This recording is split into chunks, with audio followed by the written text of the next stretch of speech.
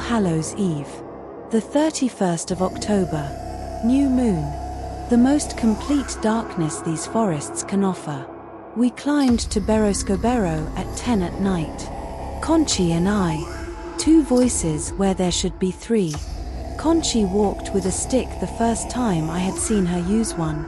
82 years old, climbing a mountain slope in the dark, with a hazel walking stick in one hand and a determination on her face that made any torch unnecessary. We carried no torches. Kontxi said no. That the maintenance is done in darkness because light distracts the eyes and the eyes distract the voice. That the keepers have always climbed blind, guided by the sound of the forest and the warmth of the ground, because as you approach Berroscoberro, the temperature of the earth rises. Degree by degree. Like drawing near a sleeping body. The forest was alive. Not metaphorically, the beeches creaked without wind. The dry leaves moved in eddies that corresponded to no current of air. And beneath everything, the pulse. Stronger than ever. I no longer needed to kneel to feel it. I felt it through my boots, through my legs, through my spine. A heartbeat that climbed my body as though the earth wanted to synchronize my heart with its own. Kontxi did not speak. She walked. Now and again she murmured something in the ahotsak, not the sequence, but loose fragments. Words of orientation, she explained afterwards. Instructions for the presence, that we were on our way. That we were coming to do what we had always done. That we had not forgotten. We reached the edge of the meadow at 11:15. And we stopped. Because we were not alone. Lander stood in the center of Berroscoberro. On his feet. The 40 pages in his hands. A head torch illuminating the paper. And beside him, Miren. On her knees. Weeping. The blue notebook open in her lap. No, Kontxi said. A single syllable. But she said it in the ahotsak, and the syllable rang across the meadow like a low thunderclap, spreading through the grass, sinking into the earth. Lander looked up. Kontxi. Amaya. You've come. Good. Then you'll see it. Lander, stop, I said. You don't know what you're doing. I know exactly what I'm doing. I've spent 5 years preparing. The sequence is complete. All 3 parts. I have the phonetic transcription with frequency indications for each phoneme. I can read it. You can't read it. You don't have keeper's blood. Your vocal cords don't produce the correct harmonics. That, Lander said, is exactly what I want to test. If Kontxi is right and blood matters, nothing will happen. My pronunciation will be incorrect and the sequence won't work. But if I'm right and it's pure acoustics, if what matters is the frequency and not the source. If you're right, you'll wake something that has been sleeping for millennia, I finished. Lander smiled. And in that smile I saw what I should have seen from the beginning. He was not a scientist seeking truth. He was a man seeking importance. 6 years in a village of 200 inhabitants, unpublished, unrecognized, without anyone knowing what he had found. 6 years containing the greatest discovery in the world. No one withstands that. No one remains sane before the temptation of a knowledge that makes you the most important man in history. He began to read. Lander's voice was good. Clear. Well modulated. He had practiced, you could tell. Each phoneme was articulated with care, following the frequency indications in his transcription. He used a metronome on his phone to keep the rhythm. He was methodical. He was precise. He was utterly insufficient. The harmonics were wrong. Not slightly wrong, fundamentally wrong. The phonemes Lander produced had the correct shape but the wrong resonance, like a song played on the wrong instrument. The notes were the same but the timbre was different. And in the ahotsak, timbre was everything. The difference between containing and summoning lay not in what was said but in how the body vibrated while saying it. What Lander pronounced was not containment. It was invitation. The earth responded. Not slowly, not gradually, all at once. Like something that has been waiting a long time for a signal and recognizes it instantly, even warped, even mispronounced. Because the presence did not need a perfect pronunciation to wake. It needed any pronunciation, any voice that said the words, any mouth that opened the door, even by just a crack. The ground of Berroscoberro split. Not a small crack. A fracture that ran across the meadow from north to south like a wound opening, with a sound that was not the cracking of rock but something organic, wet, like an enormous body arching after centuries of immobility. From the fissure came heat, a gust of hot air that smelled of mineral, of sulfur, of something older than life and light. Orange light. Not fire. Not lava. A light with no visible source, emanating from the rock itself, as though the earth were radiating consciousness. And a sound. The murmur. But it was no longer a murmur. It was a voice. Immense, cavernous, with harmonics that made the bones and teeth and skull cavities vibrate. A voice that came from no direction because it came from all of them, from below, from the trees, from the air, from the very flesh of those who listened. Lander dropped the pages. He stepped back. His face, lit by the orange glow from the fissure, showed something that was neither fear nor wonder but something worse, comprehension. He was understanding what he had done. Too late. Miren screamed. She rose to her feet. The blue notebook fell onto the grass. She looked at me with the eyes of someone drowning who sees a branch. Kontxi seized my arm. Her fingers had the strength of steel, of stone, of something that does not yield. Now, she said. The three of us. The containment sequence. The true one. Miren isn't ready. She's in shock. Miren has been reciting for 50 years. Her body knows even if her mind can't. Kontxi began. The first part. Her voice came out deep, powerful, with harmonics that made it impossible to believe it came from an 82-year-old woman. It was the voice of all the conscious before her, of her mother, of her grandmother, of all the keepers who had sung in this meadow for centuries. The Ahotsak poured from her the way water pours from a spring, natural, inevitable, ancient. I looked at Miren. She was on her knees, trembling, mouth open but soundless. I took her hands. They were frozen. Miren, I said. The second part. Your part. Your mother-in-law's. Her mother's. Miren looked at me. Tears ran down her cheeks. But something shifted in her eyes, something ignited, beneath the terror, beneath the remorse. The same something that had made her mother-in-law transmit the language to her.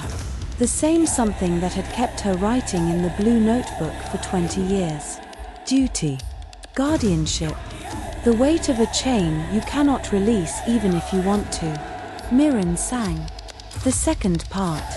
Her voice was higher than Kontxi's, more fragile, trembling. But the harmonics were there. They fitted with Kontxi's like two pieces of a puzzle that have been separated for decades and when joined produce an image that neither alone could form. Two voices. The fissure remained open. The light kept pouring out. The voice from below kept sounding, louder now, more articulate, with an urgency that bore a dangerous resemblance to joy. My turn. The third part. Ain't's part. Maria de Ximildegui's part. I opened my mouth, and the language filled me. It was not like learning. It was not like remembering. It was like waking. The words were there, in my throat, complete, perfect, with frequencies my body knew though my mind did not. Each phoneme vibrated in the exact place of my vocal tract. Each harmonic resonated in my chest, in my sinuses, in the bones of my skull. The third part of the sequence came out of me as though I had never stopped singing it. As though 400 years were a pause for breath. Three voices. Kontxi, Miren, Amaya. 3 fundamental frequencies interlacing in a chord that was not musical but geological, an interference pattern that penetrated the earth like roots, that descended through the rock, that reached down to where the presence thrashed. The fissure began to close. Lander, beside it, screamed. Not in fear. He screamed because he was looking inside. And what he saw there, what the orange light showed him, was something his mind could not contain. I watched his eyes empty, as though someone had turned off a light behind them. Lander fell to his knees. Not dead. Empty. The fissure was closing. But the presence fought. It did not want to return to sleep. The voice from below grew louder, more insistent, and the fissure pushed against the containment like an enormous animal pushing against a door. Kontxi sang louder, deeper. Her body shook with the effort of producing the harmonics. It was not just the voice, it was the diaphragm contracting to its limit, the ribs vibrating, the lungs working at a pressure an 82-year-old body could not sustain. Kontxi fell. To her knees first. Then onto her side, onto the grass. But she went on singing. Lying on the ground, her mouth against the earth, singing directly to the presence, like a mother whispering a lullaby into the ear of a child who refuses to sleep. Her voice went out. 2 voices. Miren and I. The fissure stopped closing. It held halfway, neither open nor shut. An unstable equilibrium. The presence pushing. Us pushing. No one winning. 1 voice does not contain. 1 calls. 2 set the door ajar. 3 close it. We were 2. Desperation did something that technique could not. Something linguistics cannot explain and acoustics cannot measure. Something that perhaps only blood understands.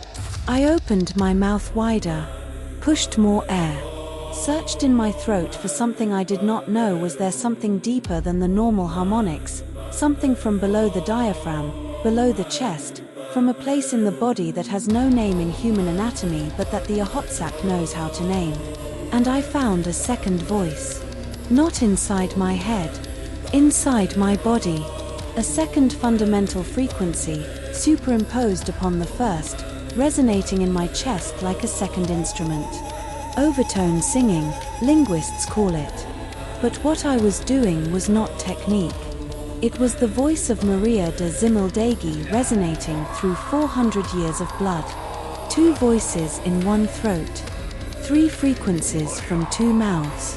The presence recognized the sound. It had heard it before. Long before.